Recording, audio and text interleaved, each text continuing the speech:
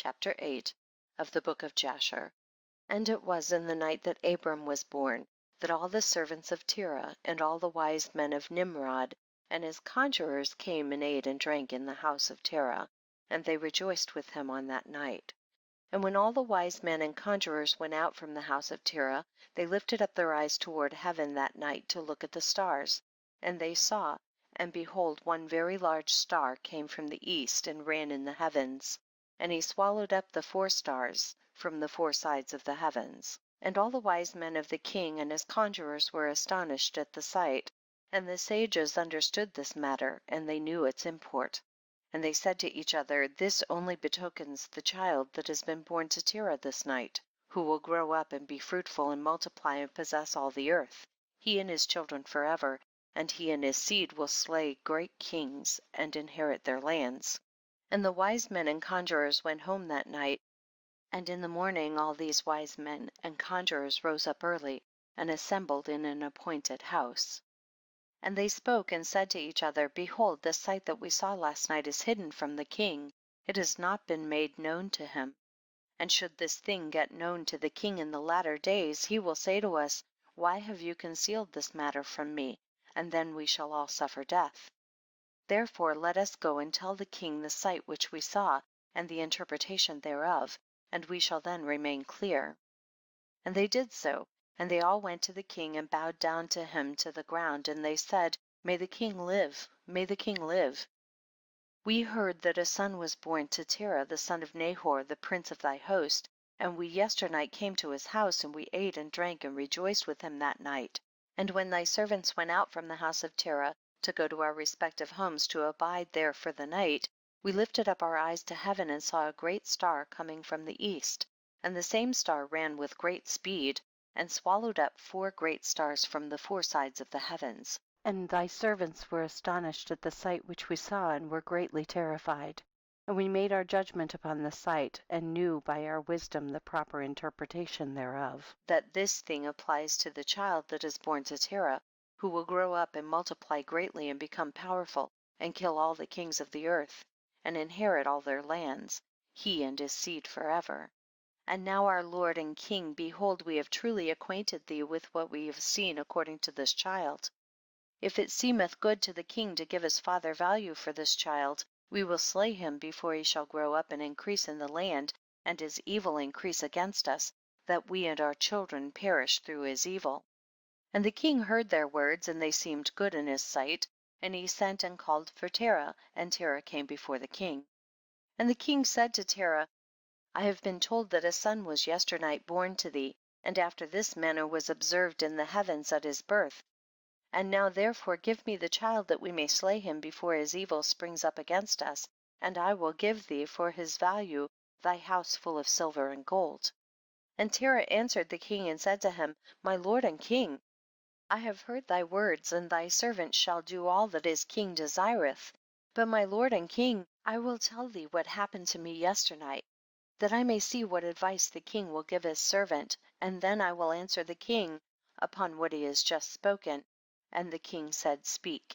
And Terah said to the king, Aon, son of Mored, came to me yesternight, saying, Give unto me the great and beautiful horse that the king gave thee, and I will give thee silver and gold, and straw and provender for its value. And I said to him, Wait till I see the king concerning thy words, and behold, whatever the king saith, that will I do. And now, my lord and king, behold, I have made this thing known to thee, and the advice which my king will give unto his servant, that will I follow. And the king heard the words of Terah, and his anger was kindled, and he considered him in the light of a fool. And the king answered Terah, and he said to him, Art thou so silly, ignorant, or deficient in understanding to do this thing, to give thy beautiful horse for silver and gold, or even for straw and provender? Art thou so short of silver and gold that thou shouldest do this thing, because thou canst not obtain straw and provender to feed thy horse? And what is silver and gold to thee, or straw and provender, that thou shouldest give away that fine horse which I gave thee, like which there is none to be had on the whole earth? And the king left off speaking, and Terah answered the king, saying, Like unto this has the king spoken to his servant.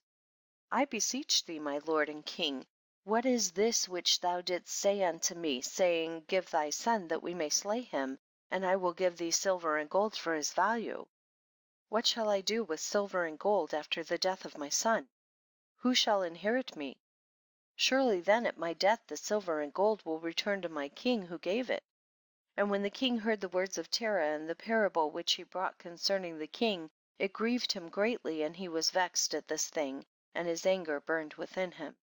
And Terah saw that the anger of the king was kindled against him, and he answered the king, saying, All that I have is in the king's power.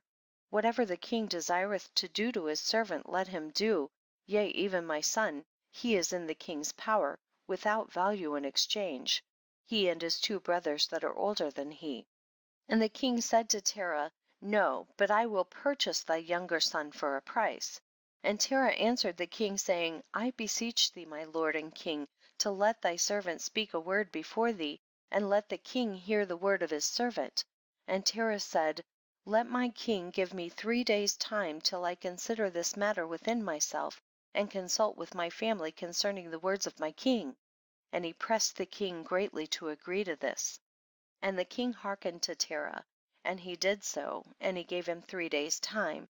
And Terah went out from the king's presence, and he came home to his family, and spoke to them all the words of the king, and the people were greatly afraid.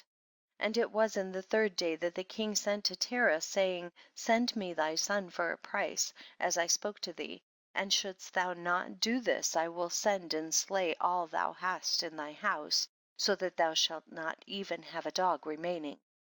And Terah hastened, as the thing was urgent, from the king, and he took a child from one of his servants, which his handmaid had borne to him that day, and Terah brought the child to the king and received value for him. And the Lord was with Terah in this matter, that Nimrod might not cause Abram's death, and the king took the child from Terah, and with all his might dashed his head to the ground, for he thought it had been Abram. And this was concealed from him from that day, and it was forgotten by the king, as it was the will of the providence not to suffer Abram's death. And Terah took Abram his son secretly, together with his mother and nurse, and he concealed them in a cave, and he brought them their provisions monthly. And the Lord was with Abram in the cave, and he grew up. And Abram was in the cave 10 years, and the king and his princes, soothsayers and sages, thought that the king had killed Abram. End of chapter 8.